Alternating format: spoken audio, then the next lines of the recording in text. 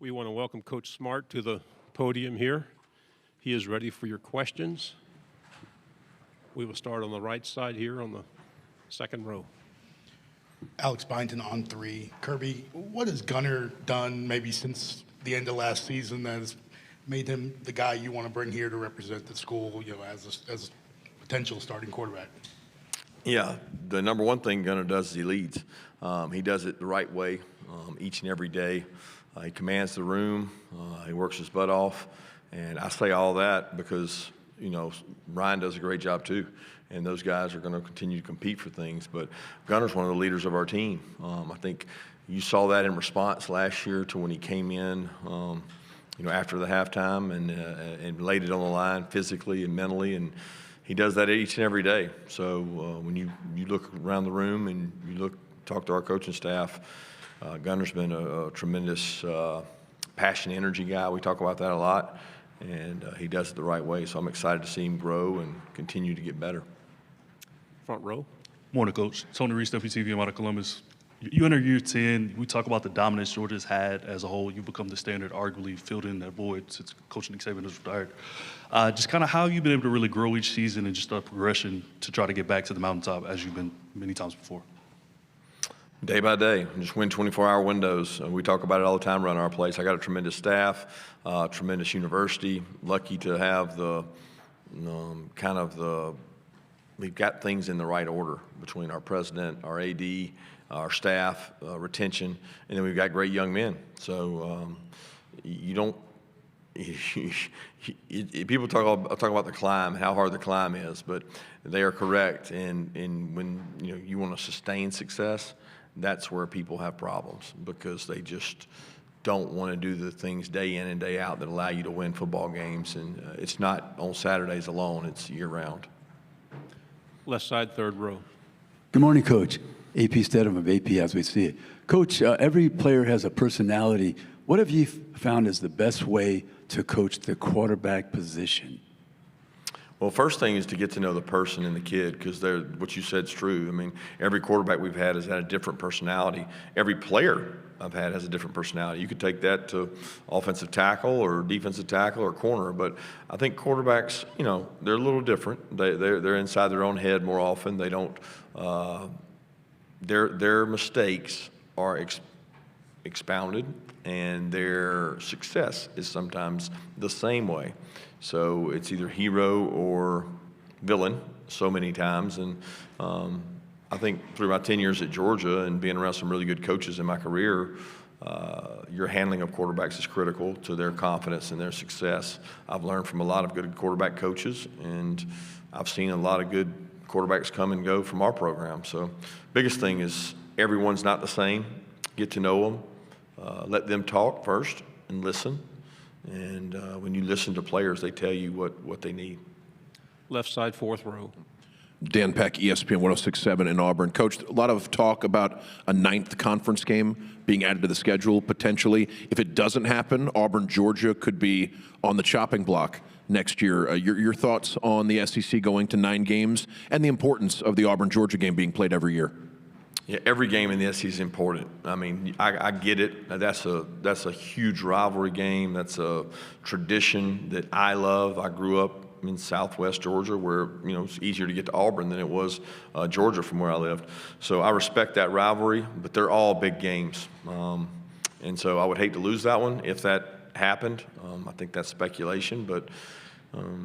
The 8-9 debate, everybody wants to have it, and I feel like we talk about it year-round except for during the season. During the season, we talk about the season, and this is the talking season, so everybody wants to talk about it. I don't have a preference. Forever, I was a 9-game proponent because it was better for our fan bases. It was better for television. It was better for increasing revenue, which is a huge demand right now on college athletics. So I like the idea of 9. My concern with the idea of 9 is, how are we picking the 12 or 14 teams and who's picking them and what do they value? Because I don't think we saw value in adding 9 more losses to our league last year in terms of the way they picked the teams. And, some people will take maybe resentment in that, but I don't look at it that way. I look at it as if we're going to play a ninth game, we need the right people making the right decisions in terms of who goes in. Front row. Hey, Coach. Jamie Hale, ABC 3340 Sports in Birmingham. What's something outsiders don't understand about the discipline it takes to stay on top year after year? Good to see you, Jamie. It's been a long time. Good to see you. The day in, day out grind, the commitment to what you believe in, and also the acceptance of change. The job is not the same as when I started 10 years ago as a head coach. It's not the same as 19 years ago when I went to Alabama with Nick. It's just changed so much. So are you comfortable, being uncomfortable? And that's probably never going to change. I thought Sankey did a great opening statement in saying that college football is not broken, or college athletics isn't broken. It's just going through a change. And you've got to be able to adapt with that. And I think staying on top comes from your ability to retain, have retention, have continuity on your staff, and be able to be open and enjoy the complexities of what we're dealing with right now. And there's some complexities, but I enjoy the puzzle pieces you have to put together every year to put together a good team. Middle section, fourth row, then pass it to your left. Coach, Christian Griffin with ESPN 1067 in Auburn. You've always been one to praise the opposing team's atmospheres wherever you go. There's a lot of buzz around Auburn right now, being that confirmed night game with Georgia coming to Jordan-Hare Stadium. Being a competitor like yourself, talk about how exciting that is, knowing that you're going to get a rivalry's best, not only from the team, but from the fan base as well. So you want me to pump up Jordan-Hare? Is that what you want me to do? It's already one of the iconic places to play in college football. It's some of the greatest games in the SEC history have come out of that stadium, and many of the others. It's one of the toughest places to play in college football because of the passion and environment that they create. Unfortunately, that's everywhere we go in the SEC. It really is. And it's hard to play on the road in the SEC. Ask me, because we went 3 really tough places last year, 4, when you include the road game we had at Kentucky early in the season. So, I don't like to say I'm looking forward to it. But I'm looking forward to it because it's a challenge. And Hugh's done a great job assembling talent. He's going to have a really talented team. So we're looking forward to going there and playing. Stay on the fourth row. Coach Jacob Goins, ESPN 1067 in Auburn. A position group on both sides of the football, offensive and defensive, that you are expecting to be better from last year to this year, or that needs to be better from last year to this year? Yeah, I don't like the question. I'm sorry. There's not one position group that we don't need to get better at. Just me being frank with you, we got to get better at each one. And you can say that's coach speak, but if I pick one, then I'm leaving somebody out, and we've got to improve all around. Third row. Kirby, Alex Miller from the Bryan College Station Eagle. What have you seen from Noah Thomas this offseason, and how did his prior relationship with James Coley maybe help or impact you guys landing him out of the portal? Yeah, he went through spring, and it was a learning progression for him, learning a new offense. We got a very NFL-style offense in terms of our terminology.